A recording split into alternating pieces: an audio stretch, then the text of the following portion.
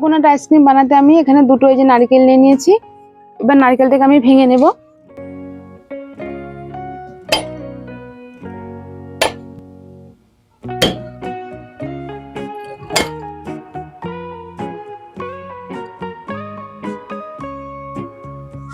এখন নারকেলটা ভালো করে কুড়ে নিচ্ছি।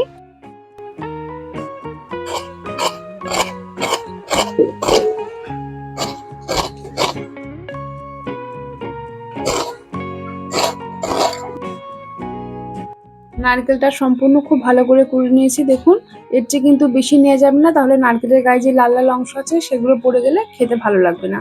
এবার আমি দুধটা ভালো করে জাল দিয়ে নেব। এখন দুধটা খুব ভালো করে জাল দিয়ে নেব। এখানে আমি 1 লিটার গরুর দুধ নিয়েছি, এটা একটু ঘন করে জাল দেব।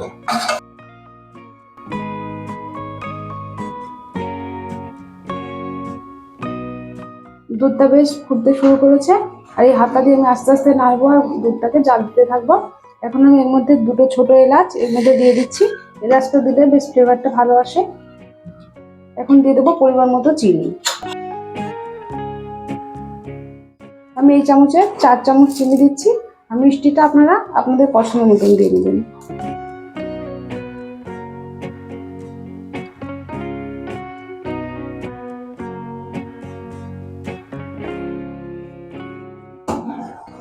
দুধটা খুব ভালো করে ঘন করে জাল করে নিয়েছি। এখন আমি গ্যাসটা অফ করে দেবো, দিয়ে দুধটা একটু ঠান্ডা করে নেবো ভালো করে।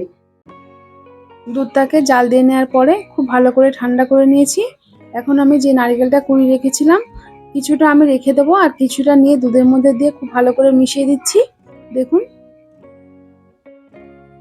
নারকেলটা দুধের মধ্যে দিয়ে খুব ভালো করে মিশিয়ে নিয়েছি। আমি একটু বেশি করে নারকেল দিয়েছি, আপনারা যদি কেউ কম পছন্দ করেন তাহলে অল্প করেও দিতে পারেন। এবার আমি এখানে কয়েকটা যে প্লাস্টিকের গ্লাস নিয়েছি, এর মধ্যে আমি যে শুকনো কিছুটা নারকেল রেখে দিয়েছিলাম সেই নারকেলগুলো কিছু কিছু করে নিয়ে প্রত্যেকটা গ্লাসের মধ্যে দিয়ে দিচ্ছি।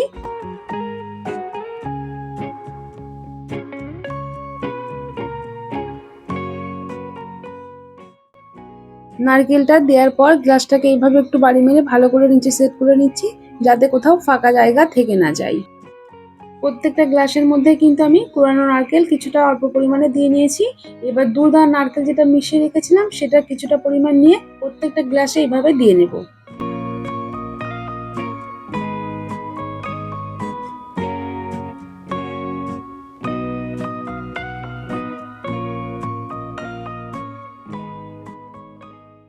এবার কয়েকটা এই যে প্যাকেট নিয়েছি, এই প্যাকেটগুলো আমি এইভাবে কেটে প্রত্যেকটা গ্লাসের উপর আটকে দেবো গার্ডার দিয়ে। আর মাঝখান বরাবর একটু ছিদ্র করে নিয়েছি। এই ছিদ্র দিয়ে কয়েকটা এই যে কঞ্চি দিয়ে আমি আইসক্রিমের কাঠি তৈরি করে নিয়েছি। এই যে এই ছিদ্রগুলোর মধ্যে দিয়ে খুব ভালো করে এটাকে আমি সেট করে দিচ্ছি। দেখুন,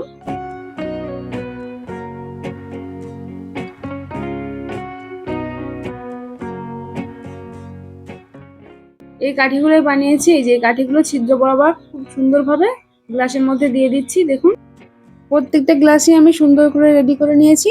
এবার আমি এটাকে নিয়ে ডিপ ফ্রিজে 8 থেকে 9 ঘন্টা রেখে দেব।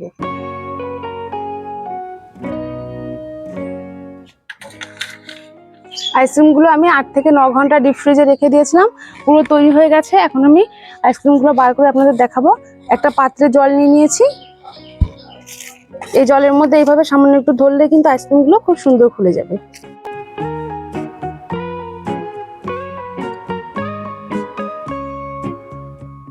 দেখুন কত সুন্দর দেখতে হয়েছে। আর এই আইসক্রিমটা বানাতে একদমই কম সময় লাগে।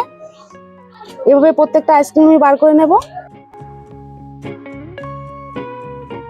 এরকম যদি গরমে বাড়িতে এরকম কোকোনাট আইসক্রিম বাড়িতে বানিয়ে দেওয়া যায় তাহলে কিন্তু ছোট বড়রা আশা করি সবাই কিন্তু খেয়ে খুবই আনন্দ পাবে। তাহলে বন্ধুরা, বাজার থেকে আর না কিনে এইভাবে বাড়িতে তৈরি করে ফেলুন কোকোনাট আইসক্রিম। রেসিপিটা যদি ভালো লেগে থাকে অবশ্যই একটা লাইক করবেন এবং আপনজনদের কাছে শেয়ার করবেন। আর যদি আমার চ্যানেলে নতুন বন্ধু হয়ে থাকেন চ্যানেলটিকে অবশ্যই সাবস্ক্রাইব করে পাশে থাকবেন।